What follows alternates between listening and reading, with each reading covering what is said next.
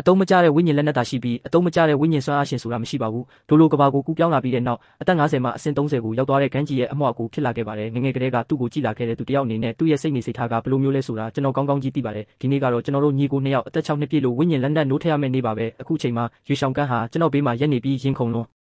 လို့မျက်နှာတစ်ခုလုံးနီမြန်းကတကိုယ်လုံးလဲတုံရင်နေပါတယ်သူကပတ်ဝန်းကျင်ကိုအမြဲတမ်းဝေ့ကြည့်နေပြီးမျိုးရိုးကြီးမိသားစုတွေကမိန်းကလေးတွေကိုလည်းအခွင့်အာဏာရင်တာတလို့ခိုးကြည့်နေပါတယ်သူ့ရဲ့အုံနောက်ထဲမှာတော့ဒီနေ့ပြီးသွားရင်သူဟာနတ်ဖျားအဆင့်ဝိညာဉ်လက်နက်ကိုပိုင်ဆိုင်ထားတဲ့ခိုင်းရဲ့အိမ်ရှိမင်းသားဖြစ်လာပြီးဘယ်နေရာသွားဘသူကိုမှဂရုစိုက်เสียရမလို့တော့ဘူးလို့စိတ်ကူးရင်နေပုံရပါတယ်ရွေချမ်းကျွန်းနဲ့ရှောင်းကန်းဘသူအရင်လာမလဲလို့အမြင့်ပိုင်းမှာထိုင်နေတဲ့ဖခင်ဖြစ်သူကခန့်ညားထဲဝါစွာမေးလိုက်ပါတယ်ဖေဖေကျွန်တော်အရင်လုပ်မယ်လို့ပြောပြီးတာနဲ့စိတ်မရှိတဲ့ရွေရှောင်းကန်းဟာချက်ချင်းပဲအရှိကိုခုန်ထွက်လာပါတယ်သူ့မျက်နှာပေါ်ကလောဘဇောတက်နေတဲ့အမူအရာကိုအတွေ့အကြုံရင်းတဲ့လူကြီးတွေအားလုံးမြင်လိုက်ကြပါတယ်ဖခင်ဖြစ်သူကမျက်မှောင်ကျုပ်လိုက်ပြီးသူ့ရဲ့တားငယ်လေးဟာမျိုးရိုးမြင့်မင်းသားတယောက်ရဲ့တည်ငြိမ်မှုမရှိတာကိုမကြေမနက်ဖြစ်သွားပါတယ်ဒါပေမဲ့လူဆုံနေတာကြောင့်ခေါင်းငိမ့်ပ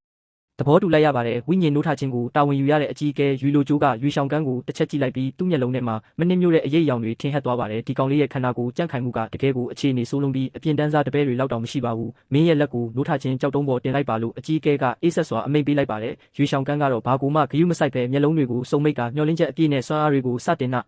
ာပိုးစော်လိုက်ပါတယ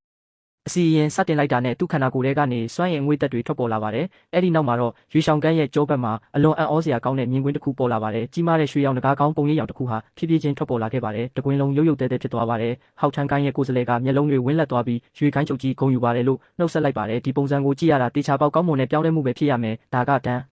းတာရီတဲကရွှေနဂါမင်းများလားလို့ပြောတဲ့တွေကိုကြားတော့ရွှေရှောင်းကန်းဟာမျက်လုံးတွေကိုချက်ချင်းဖွင့်ကြည့်လိုက်ပါတယ်သူ့မျက်လုံးထဲမှာဝမ်းသာအားရဖြစ်နေပြီးကျွန်တော်ကိုတော့မောက်မာစွာလှည့်ကြည့်လိုက်ပါတယ်ပါးစပ်ဖျားမှာလည်းအောင်နိုင်သူတယောက်လိုအပြုံးမျိုးရှိနေပါတယ်အဲ့ဒီအကြည့်ကအကိုကြီးကြားလားရွှေနဂါမင်းပဲငါကမှဒီကိုင်းရဲ့အနာဂတ်အရှင်တခင်ဆိုပြီးကြီးညာနေတယ်လို့ပါပ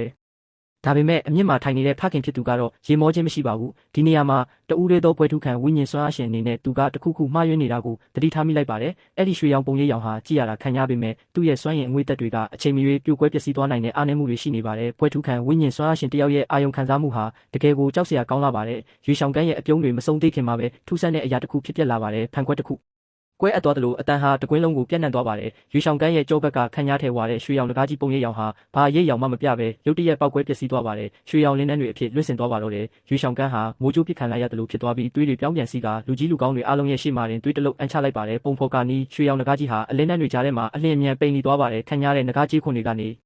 ေထူးဆန်းတဲ့ခရမ်းရောင်အမွေးမင်းတွေအဖြစ်ပြောင်းလဲသွားပါတယ်ထင်ရှားတဲ့ငကားနှုတ်ခမ်းမှုတွေကနေပြောင်းလဲသွားပြီးစက္ကန့်အနည်းငယ်ကြာမှာတော့အလင်းတွေပျောက်ကွယ်သွားကဝက်တကောင်နဲ့တူပြီးမျက်လုံးဝိုင်းသားနဲ့ခပ်ပတ်ပတ်လဲအစမတန်တုတ်ခိုင်လာတဲ့တရဝတကောင်ဖြစ်သွားပါတယ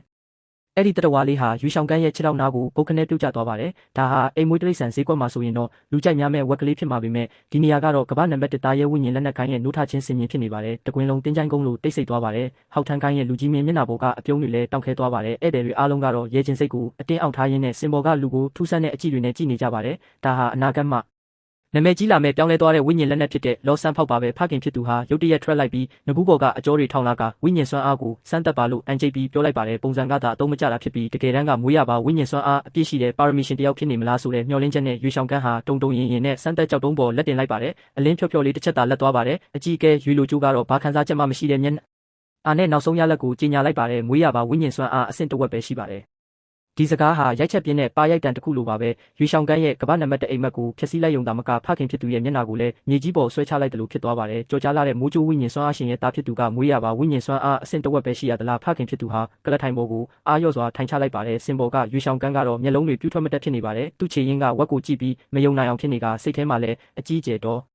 ့တထွက်နေပါတယ်နောက်ပြောင်နေတာလားငါရဲ့ရွှေနဂါမင်းကဘာလို့ဝက်တကောင်ဖြစ်နေရတာလဲရွေချမ်းကျွင်းရှိကိုလာပြီးနိုးထမှုကိုခံယူပါလို့အကြီးအကဲကရွေရှောင်းကန်းကိုခြေထောက်နဲ့ကန်ထုတ်လိုက်ပြီးကျွန်တော်ကိုလှည့်ကြည့်ပါတယ်ကျွန်တော်နာမည်ကိုကြားတော့အဖေကမိတ်ဖြော့နေတဲ့မျက်လုံးတွေထဲမှာမျောလင်းချက်တွေပြန်လဲတောက်ပလာပါတယ်ရွှေရှောင်းကန်းကတော့သူ့ကိုအလွန်မင်းမနာလိုဝင်လို့တဲ့အကြည့်တွေနဲ့စိုက်ကြည့်နေတယ်သူကိုယ်တိုင်လည်းဝိညာဉ်နိုးထမှုတစ်ခုဖြစ်လာပါစေလို့ဆုတောင်းနေပြီးဒါမှသူစိတ်ချမ်းသာမှာပါကျွန်တော်ကတော့သူ့ကိုလှည့်တောင်မကြည့်ပဲနိုးထချင်းကြောက်တုံးစီတန်တန်မတ်မတ်လျှောက်သွားပြီးမျက်လုံးတွေကိုမိတ်လိုက်ကစိတ်အာယုံကိုစူးစီးလိုက်တဲ့စိတ်အာယုံရဲ့နှက်ဆိုင်ရာမှာရွှေစင်ရွှေသားနဲ့ပြုတ်လုထားသလိုတောက်ပနေတဲ့ကြောက်မက်ဖွယ်ရွှေနဂါကြဒီတကောင်ကသူ့ရဲ့ခံရတဲ့နဂါမျက်လုံးတွေနဲ့စိုက်ကြည့်နေပါတယ်ဒါဟာနဂါနတ်ဖရာရဲ့ဆုလက်ဖြစ်တဲ့ခွန်အားကြီးရွှေနဂါပဲဖြစ်ပါတယ်ဘလို့ဝိညာဉ်စွမ်းရည်တွေပဲရှိရှိသူ့ရှိမှာတော့စက်ကူအဆုပ်လေးတွေလိုပါပဲကြီးမားတဲ့ရွှေနဂါကြီးကအလင်းနဲ့အဖြစ်ပြောင်းလဲသွားပြီးကျွန်တော်ခန္ဓာကိုယ်ထဲကိုတိုးဝင်လာပါတယ်အပြင်လောကမှာလည်းကျွန်တော်ရဲ့နောက်ကျောဘက်ကနေရွှေရောင်လင်းနှန်းတွေပွင့်ထွက်လာပါတယ်ဧည့်သည်တွေအားလုံးလည်းနဂါနောက်တစ်ကောင်ထပ်ပေါ်လာပြီလားဆိုပြီးအံ့အားသင့်သွားကြတယ်နောက်တစ်စက္ကန့်မှာတော့ကြောက်မက်ဖွယ်ကောင်းတဲ့နဂါဟိန်းတန်ကြီးကလန်ကျန့်ပါဝင်နဂါကိုင်းရဲ့ကောင်းကင်ထက်မှဟိန်းထွက်သွားပါတယ်ရွှေနဂါကြီးရဲ့ပုံရိပ်ကကောင်းကင်ဘုံကိုပြန်တက်သွားပြီးရွှေရောင်မိုးဆက်တွေဖြစ်ပြောင်းလဲကရွာချ လိုက်ပါတယ်အဲ့ဒီရွှေရောင်မိုးဆက်တွေအောက်မှာကျွန်တော်ရဲ့ခန္ဓာကိုယ်ဟာမယုံနိုင်တော့အောင်မြန်ဆန်တဲ့နှုံနဲ့ပုံမတမ်းမာလာပါတယ်ကျွန်တော်မျက်လုံးဖွင့်လိုက်တဲ့အခါမျက်လုံးတွေကရွှေစင်ရွှေသားလိုတောက်ပနေပါပြီစမ်းသက်တဲ့ကြောက်ဆောင်ကြီးကလည်းဆူရှာတဲ့အလင်းတန်းတွေနဲ့အတူပောက်ကွဲထွက်သွားပါတယ်မွေးရပါဝိညာဉ်စွမ်းအားအပြည့်အဝပါပဲတလောကလုံးရုပ်ရုပ်တဲတဲဖြစ်သွားကြတယ်ခိုင်းကြီးအသီးသီးကခေါင်းဆောင်တွေကကျွန်တော်ဖခင်ကိုဝိုင်းဝန်းဂုဏ်ပြုကြပါတယ်ထောက်တနေရမှာတော့ယူရှောင်ကန်းဟာမျက်နှာပြက်သွားပြီးသွေးတွေအန်ကလဲကျသွားပါတယ်ဒီအချိန်ကစပြီးဒီလောကမှာဘသူကမှဒီလူပြက်လေးကိုဂရုမစိုက်ကြတော့ပါဘူးဒါပေမဲ့ယူရှောင်ကန်းရဲ့ထူးဆန်းမှုကကျွန်တော်ထင်ထားတာထက်ကျော်လွန်နေပါတယ်အဲ့ဒီနေ့ညနေပိုင်းမှာကျွန်တော်လေ့ကျင့်လို့အပြီးမှာတကားပွင့်လာပါတယ်ယူရှောင်ကန်းကမျက်လုံးတွေနီးရဲပြီးတကားဝတ်မှာရက်နေကငိုနေတာထက်ပိုကြည့်ရဆိုတဲ့အပြုံးနဲ့ပြုံးပြနေပါတယ်အကိုကြီးကိုဂုဏ်ပြုပါတယ်လို့သူကပြောပါတယ်သူကျွန်တော်ကိုဘလောက်တောင်မုန်းနေလဲဆိုတာကျွန်တော်သိပေမဲ့သူ့ရဲ့တရုပ်ဆောင်မှုကိုစိတ်ဝင်စားနဲ့ကြည့်နေလိုက်တဲ့အကိုကြီးအတွက်လေ့ကျင့်ရေးလမ်းစဉ်တစ်ခုချပေးဖို့လာတာပါကျွန်တော်ကဝိညာဉ်တော့ဒီအကြောင်းကိုအသေးချာသူတည်တနာပြုထားတာပါလို့သူကပြောပါတယ်သူကပညာရှင်ကြီးတယောက်လိုဟန်ဆောင်မှုစူးစမ်းရင်းလက်တွေကိုပုတ်တက်နေပါတယ်စာအုပ်အနှဲငယ်ဖတ်ဖူးတဲ့6နှစ်အရွယ်ကလေးတယောက်ကပညာရှင်လို့ကိုခေါ်ဝင်လာလားကျွန်တော်ရဲ့ခြင်းစိတ်ကိုအောက်ထားလိုက်ရပါတယ်ယူရှောင်ကန်းကတော့စိတ်လှုပ်ရှားစွာနဲ့မျက်လုံးတွေတောက်လာပြီးကျွန်တော်ရဲ့သူတည်တနာပြုချက်အရာအကိုကြီးရဲ့ရွှေနဂါးကတက်ဆောင်အားအလွန်ကောင်းမွန်တဲ့အတွက်ပထမဆုံးဝိညာဉ်ကွင်းကိုတာမန်သားရဲတွေစီကမယူဘဲအပင်မျိုးစားဝိညာဉ်တားရဲစီကနေယူတင်ပါတယ်လို့ပြောပါတယ်။နဂါးဝိညာဉ်နဲ့အပင်ရဲ့အားထိမှုတာပေါင်းဆက်လိုက်ရင်ဘလောက်တောင်အစွမ်းထက်သွားမလဲဆိုတာစဉ်းစားကြည့်ပါဦးလို့သူကဆိုပါတယ်။အဲ့ဒီစကားကိုကြားပြီးကျွန်တော်တကယ်ပဲရင်ပြီးတော့မလို့ပါကမ္ဘာအတန်မာဆုံးတိုက်ခိုက်ရေးဝိညာဉ်ကိုအပင်မျိုးစားဝိညာဉ်ကွင်းတခိုင်းတာလားဒါလားပညာရှင်ကြီးဆိုတာတာမန်အုံနောက်ရှိတဲ့သူဆိုရင်ဒီလိုမျိုးဘယ်တော့မှစဉ်းစားမှာမဟုတ်ပါဘူး။မင်းတကယ်ပဲငါ့ကိုအရင်ကလိုလှည့်စားလို့ရမယ်ထင်နေတာလားသူ့ရဲ့ကလေးကလာတရုပ်ဆောင်မှုတွေကိုကြည့်နေရတာကျွန်တော်စိတ်မရှိတော့ပါဘူး။ဒါကြောင့်သူ့ကိုအေးဆက်ဆက်ကြည့်လိုက်ပြီးအိတ်တော်မနှက်ထန်ကြရင်ဖခင်ကိုယ်တိုင်ငါ့ကိုဝိညာဉ်သားရဲတော့အုပ်ထဲခေါ်သွားပြီးဝိညာဉ်ကွာ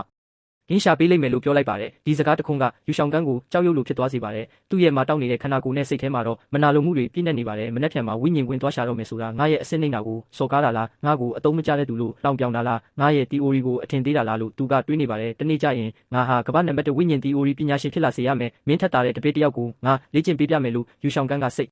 ထဲမှာဒေါသတကြီးကြုံသွားပြီးထွက်သွားပါတယ်သူ့ရဲ့ကြောပြင်ကိုကြည့်ရင်ကျွန်တော်ရဲ့ချင်လာပါတယ်ပညာရှင်ကြီးရေမင်းလည်းမင်းရဲ့အိမ်မက်ထဲမှာပဲဆက်နေလိုက်ပါတော့ငါကတော့အစင်းမြင့်မြင့်တိုက်ခိုက်မှုတွေကိုစတင်တော့မှာပါ